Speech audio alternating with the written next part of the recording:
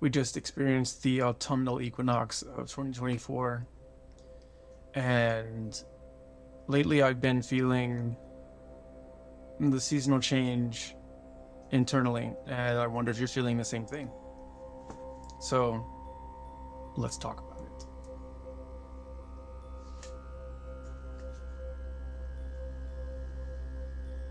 The equinox, there are two equinoxes. The autumnal equinox happens in September, and it is the balance point between day and night. The summer solstice is the longest day of the year, and after that point, the days become shorter and shorter and shorter, and the nights become longer and longer and longer until the point of the autumnal equinox, where the amount of daylight that we have and the amount of nighttime are equal, which is why it's called equinox, equal night. So at this point, when we're at the equinox, it means that the energy of the sun, the actual tangible, physical heat, photons, radiation, energy of the sun, and the more subtle, symbolic, metaphorical, subconscious, non-verbal kind of energy of the sun and what it means to us is also becoming less and less. So we're entering more of a yin time of year as opposed to yang, meaning it's more feminine energy as opposed to masculine. It's more passive as opposed to active. And during this more yin, passive time of the year, there is more of a tendency to be inward. So this is a good time to practice more meditation, to practice more prayer. I personally have been feeling more spontaneous moments of stillness.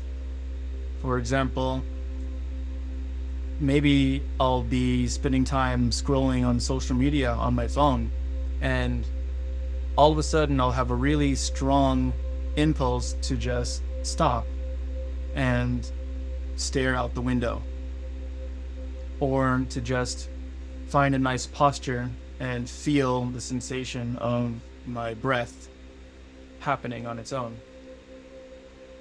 These moments of just spontaneously checking in and being with the simplicity of this moment in stillness is just kind of happening more automatically, not so much something that I'm doing on purpose, but more of a feeling that's coming up. And logically, I'm connecting it to this time of year shifting. So maybe there are more people out here who are experiencing that. If you are, let me know in the comments. After the equinox in December, we're going to experience the solstice. It's going to be the opposite of the summer solstice, which is the winter solstice. If the summer solstice is the longest day and shortest night, then the winter solstice is the opposite. It's the shortest day and the longest night. So there's more darkness. There's less sunlight. There is more of this yin, feminine, passive, internal aspect of the collective psyche. This is our collective mind going through a period of spontaneous stillness, kind of like what I was saying about myself that I'm experiencing individually.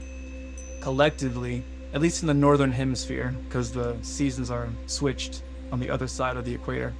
But here in the northern hemisphere, it will be a time of colder temperatures and more spiritual impulses may be coming up as well. We have certain holidays that are celebrated in North America, South America, Europe, lots of countries all over the world. I'm hesitating to say Western countries because it's not very precise, but I think it'll work for now. In Western cultures, Halloween, Christmas are coming up, and It's said of Halloween that it's a time where the veil between the physical world of the living and the more subtle world of the dead, that veil, that separation becomes thinner, and communication passing between the two is easier, according to legend. So what does that mean? From a psychological lens, we can look at it as the sun representing consciousness, your conscious mind. And as that's becoming less and less powerful, we're getting closer to the winter solstice. Here at this midpoint of the equinox, nighttime is drawing more and more, and night represents the unconscious part of the mind.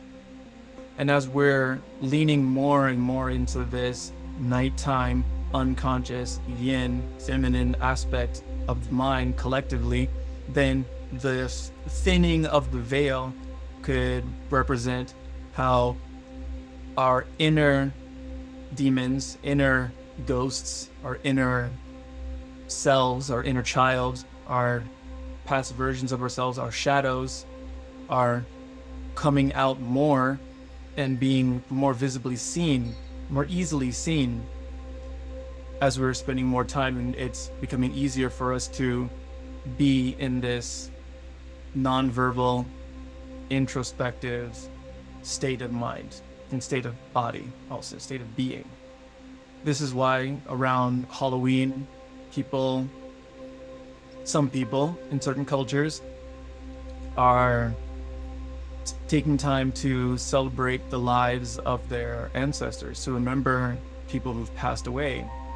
Halloween actually comes from All Hallows Eve, which is the evening before All Hallows Day, which is All Saints Day, which is a Catholic celebration of all the saints. And around the same time, maybe the next day is the day of All Souls Day, and there's a day of people, martyrs who have passed away. In general, this whole time, the end of October, the beginning of November, it's a time to recognize those who have passed away. And there's a lot of tradition around using divination tools, crystal balls, tarot cards, throwing bones and things like that to cast lots and to look into the potential future, or to just look into the present from another perspective. Whether you believe in predicting the future or not, that's not really necessarily the point. I think there is value in some of these divination tools as a psychological tool to look at what's happening in the underworld of your inner self, the underworld of your mind. Not necessarily the actual underworld. Is there an actual underworld? That's another conversation. I'm speaking more psychologically and symbolically. So we're not quite there yet. We're only around the equinox, but as we get closer and closer, you might start to notice that as there's less sunlight, more darkness, the moon becomes more of a prominent figure in the sky than the sun does. And at the same time, in your inner climate, the conscious mind becomes less prominent, and your unconscious, maybe your dream world, becomes more prominent. Maybe your meditation becomes more prominent. Maybe your prayer time, your time sitting in stillness and silence, becomes more prominent. And the experiences that you have while you're dreaming, while you're praying, while you're meditating, these experiences can start to bring more information to you. The veil between the worlds becomes thinner. It becomes easier for you to experience and get the benefit, to reap the benefit of the fruit that is showing itself. This time is also a harvest time traditionally, which is why we have the decoration for autumn of the cornucopia full of fruits, full of grains, full of bread and food and good stuff. It's time to reap what you've sown. So now is our chance to do exactly that. And I'm looking forward to noticing more and more how these moments of spontaneous stillness and silence correspond with the temperature getting lower and lower. And yeah, I'll keep reporting back to you all and let you know how it's going. And I wonder if any of you are experiencing anything similar. If so, again, comment down below and let me know. And I'll be glad to share with you about that. In the meantime, peace.